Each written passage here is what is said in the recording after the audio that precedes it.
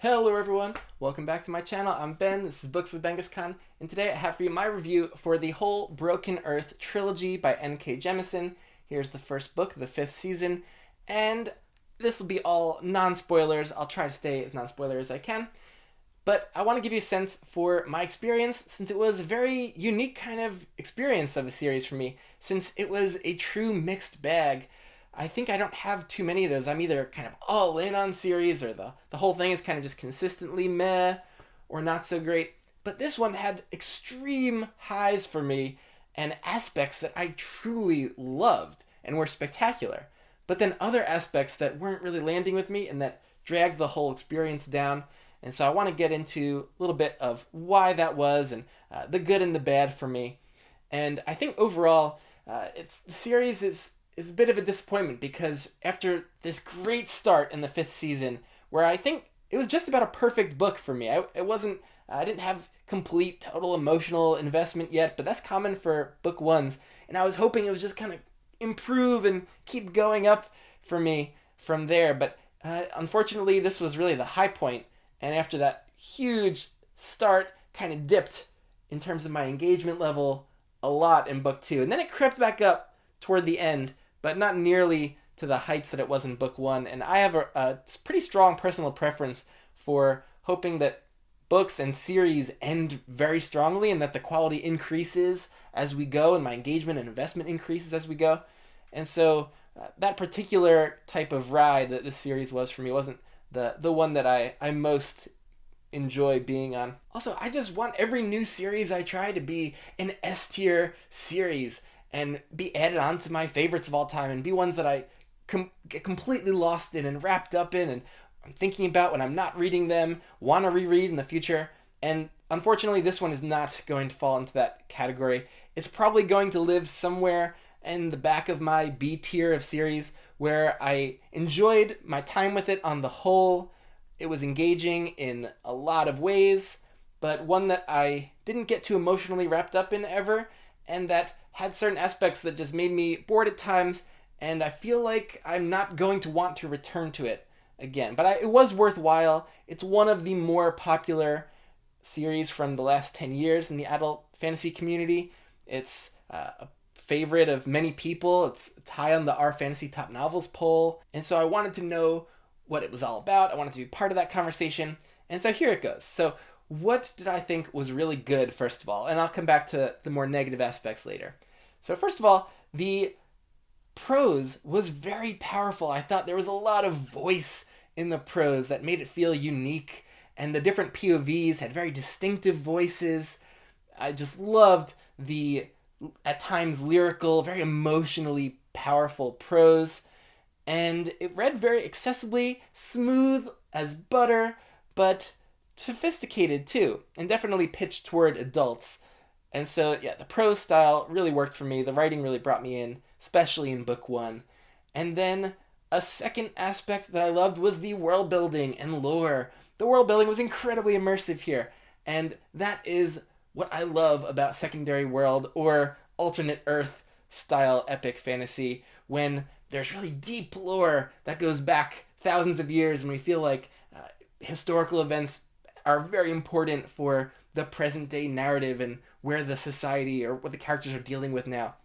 And we get drips of that lore throughout. We sometimes just get narrative asides about an environmental cataclysm that happened in this random year and this happened. And so yeah, this setting is one where the earth is constantly in flux. There's environmental catastrophes constantly happening, and human society is basically been reduced to figuring out how to survive just on a very basic level. And so that affects the human cultures, it affects characters' priorities, their language choices. You get constant metaphors throughout the series that are rock and mineral based. I loved that. There's very intentional kind of language choices used for certain elements of this world related to the magic or the people. And so the world building was incredibly immersive, and I loved how the kind of series-wide arc and the plot arc that plays out over thousands of years gets kind of revealed to you over the 3 books, and by the end, that was very satisfying. And we get a flashback POV sequence in book 3, actually, where this these non-human characters essentially have their own flashback sequence, and you get to see how this incredibly important historical event happened and what led to that. And I just loved that sequence. I wish almost that we got much more of that. So there were parts of this that really spoke to me, and the world building was just fantastic on every level. And yeah, kind of perfect on that front. So that aspect got me so excited about this book, especially in the beginning and definitely at certain times as we learn more and more. Another aspect that I think really hit in a positive way for me was the thematic work going on.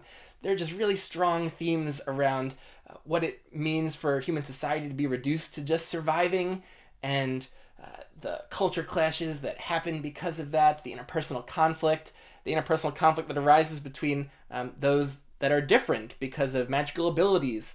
And that had very interesting real-world resonances about discrimination and othering, and can society that is diverse live in harmony, or will it be a perpetual conflict?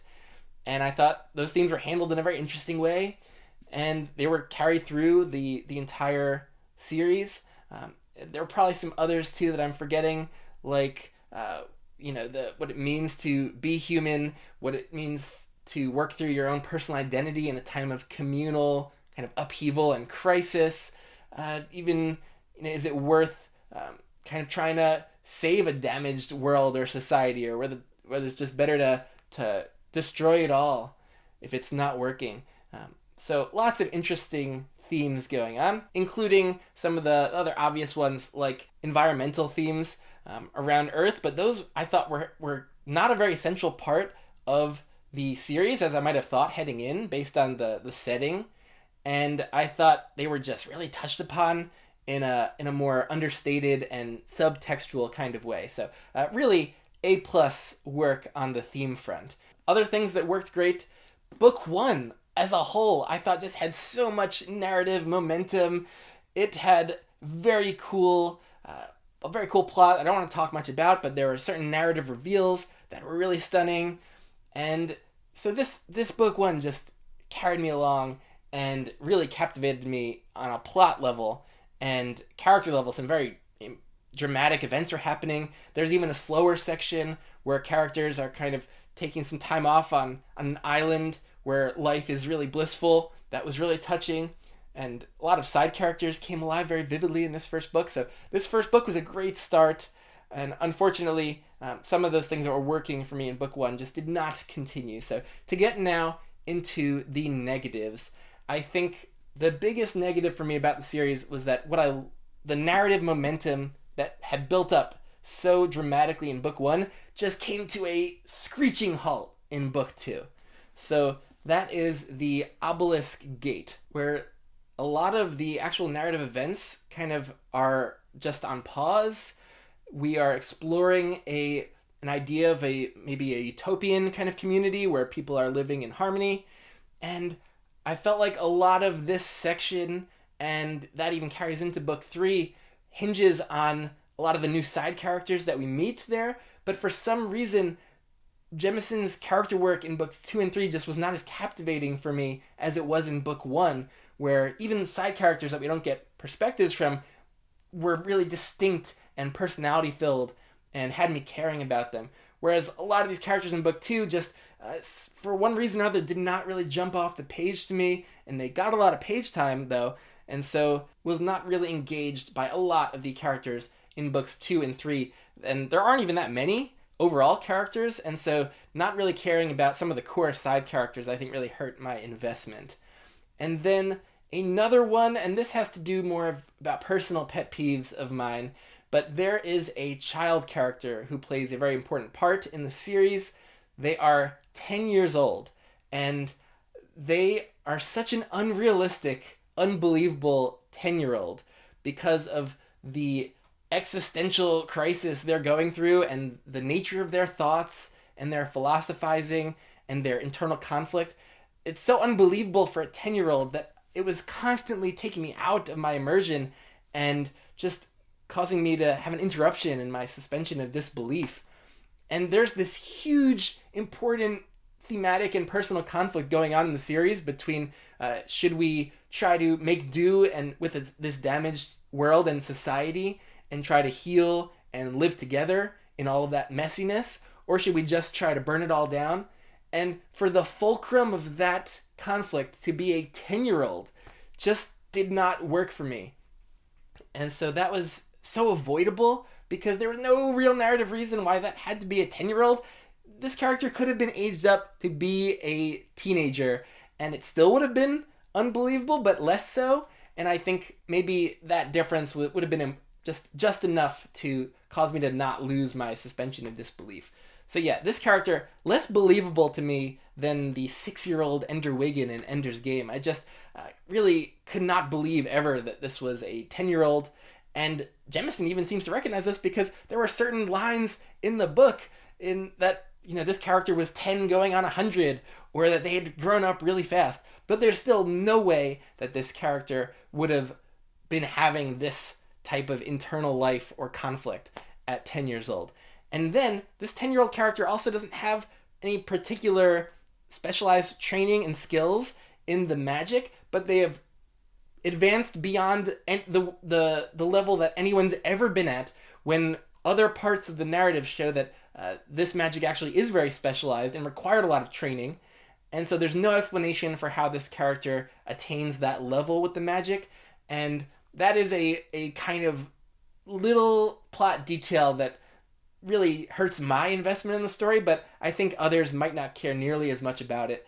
And so if you don't mind, this child character and their power creep and just them not being realistic for their age, then I think the last couple books might actually work a lot better for you. But yeah, hurt my enjoyment a lot. I sometimes got the feeling in books 2 and 3 that Jemisin made a kind of classic authorly mistake of feeling like the side characters were maybe more fleshed out and three-dimensional than they actually were on the page, because an author spends years with these characters, building them in their mind, probably envisioning interactions with the characters in their mind, and maybe writing lots of scenes with them that they don't actually include in the final drafts.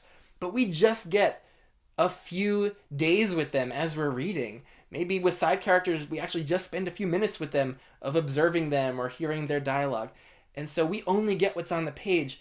But then Jemisin had spent years with them, and I think authors sometimes, there's a disconnect between their own understanding of the characters and then what gets translated to us as the reader. And a lot of these side characters, I felt like we just did not get enough. And by the time, book 3 comes around and certain characters are like, oh, they did this, like they always do that. And like, no, wait, we don't know this character well enough to know what they always are like or what they always do. And I do think that there was this disconnect between what Jemisin really thought, how they were fleshed out on the page, and maybe how real they felt to her as the author. And I do think this is a common thing. I saw this in the book Babel, also by R.F. Kuang. Yeah, I do think Jemisin might have fallen prey to that. I wish we'd just gotten a lot more three-dimensionality and vivacity to a lot of these side characters. And just that there was more, maybe, plot and narrative events within the middle section of the overall series narrative. Once these characters are kind of on their journeys and on their paths, it was just kind of a waiting game to get to the end. There wasn't that much that they had to do, and the little that did happen felt fairly uninteresting and low stakes. And we meet these new communities of people, and when certain characters leave those communities, it's just like, oh, nothing. It's just we barely felt like we were there in the first place. And so, yeah, there just was not enough meat in the middle, whether on the plot and events front or with the characters, to make up for that slowness in the plot. And that is probably my biggest complaint overall about the series. I do feel like it could have been condensed into a duology, maybe books 2 and 3 condensed, and we really wouldn't have lost much, and some of that fat would have gotten trimmed, and I still maybe wouldn't have felt so invested in a lot of those side characters, but at least my attention wouldn't have wandered for long chunks where I just wasn't interested by much. Back on the positive side, I enjoyed reading this in print, but also listening to the fantastic audiobooks narrated by Robin Miles. I thought Miles is just a pitch perfect narrator with a nuanced understanding of emotion and of different character voices and perspectives, and did a really great job also just being subtly different for young characters, older characters, male characters, non-human characters. Just really perfect narration for this series, and I look forward to hearing more Robin Miles in the future. So overall, I did enjoy my time with the series. I just wish that it had been slightly different in the middle and possibly would have become an all-time favorite. So I feel like it was just this missed opportunity for something that could have been spectacular for me if certain aspects had been done a little differently. I know those things maybe don't bother other readers as much, and that it is an all-time favorite for many readers, and I can see why, because the writing's very powerful, the world building extremely interesting and immersive, very emotional themes and real-world resonance that is intriguing. So lots to latch onto here. I just wish that it had connected with me a bit more. So that was my experience with the Broken Earth trilogy. I'd be interested to hear yours, or if you haven't read it, if you're feeling excited to try it. I think just for the book one, the 5th season, it's worth trying to get that experience. And they're pretty short books. Like, all of them are about this long. They read quickly. The audiobooks are good. So it's not too big of a time investment. And yeah, overall, a worthwhile experience. So hope you enjoyed my review, and I'll catch you later.